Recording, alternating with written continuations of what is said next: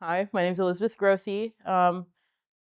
This is Scampi, and we are a restaurant located in Philadelphia, US of A, in Queen Village.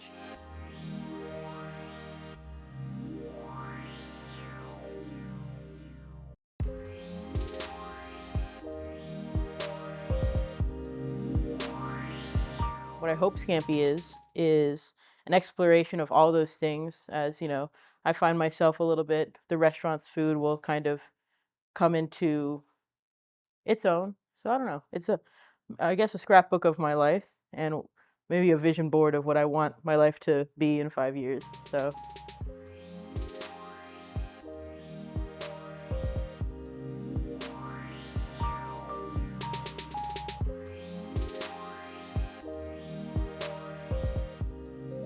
the reason I got into Italian noodles, right? So obviously growing up, my diet was very Chinese based. So Filipino is the easy way to say, but my family is culturally Chinese. So I wanted to get into noodle making. Noodles have always been some of my favorite food. But and Chinese and Japanese style noodle making always was extremely attractive to me. But I found, through college, like to work at a Chinese restaurant and learn Chinese food, you had to speak Chinese, which I didn't.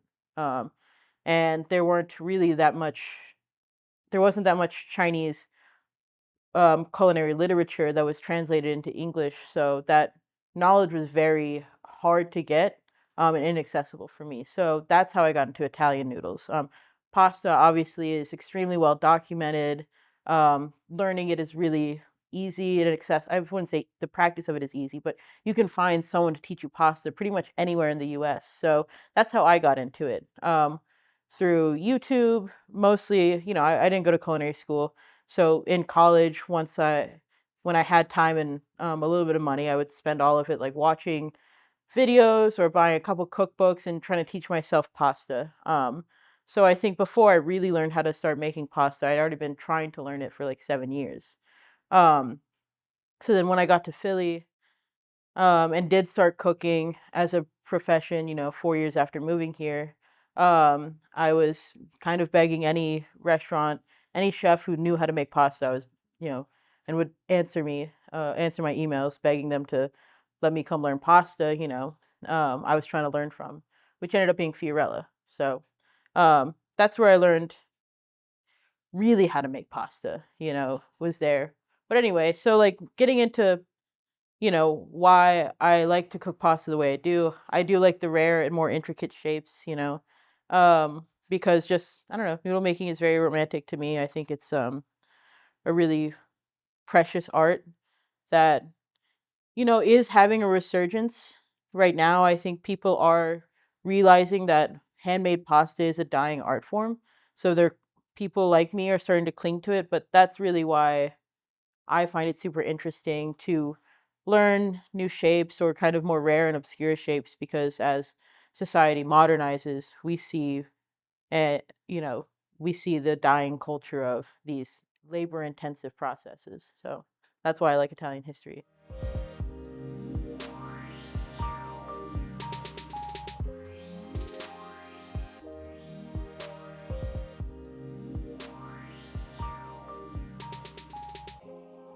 Over this next year, I would like to hopefully show people. I'm a little bit more comfortable with the restaurant. We have a really great staff right now, and the next step I think really is the food being more personal, a little less um, by the book, like history based, where it's just matriciana, cacio e pepe, tortellini and brodo, but more of like what would with all this experience that we've gotten, what does Liz look like on a plate now?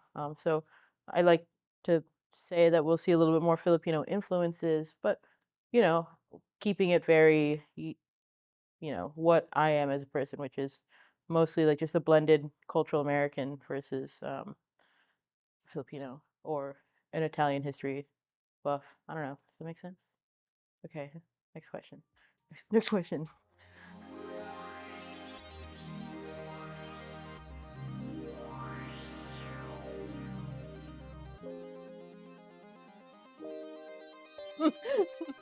My favorite sauce easily is butter sauce, water, butter, pasta water, a little bit of Parmigiano Reggiano if you have it, whatever melty cheese you can put in there with fettuccine, black pepper. Some people call it cacio e pepe. It's not cacio e pepe.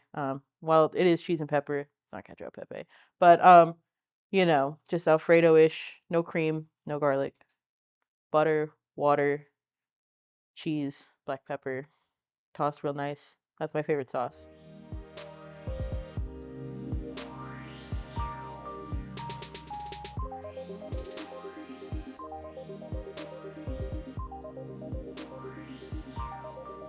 Without having a panic attack, Joey Baldino every day.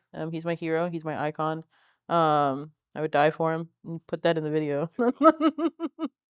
He's my hero. I actually was supposed to stage at Polizzi, and we had it all set up, but I got scared and I didn't show up.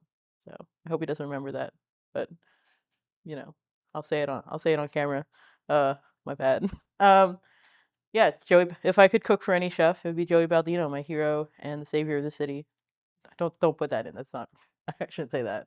Jalen Hurts is the savior of the city. But um, should I have a backup answer? Is there another answer? Oh well, I'm not a short answer girl. By the way, I'm so sorry. Um, but I would cook for Joey Baldino, but I would have a panic attack, and it probably wouldn't be fun.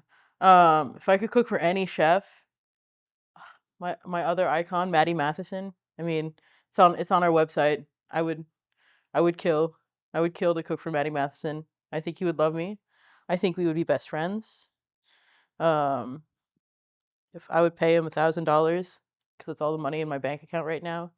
Um, if he would come meet me, I'll make you tater tots and I'll make you tater tot casserole that would blow your fucking dick off. Socks off. So that's it.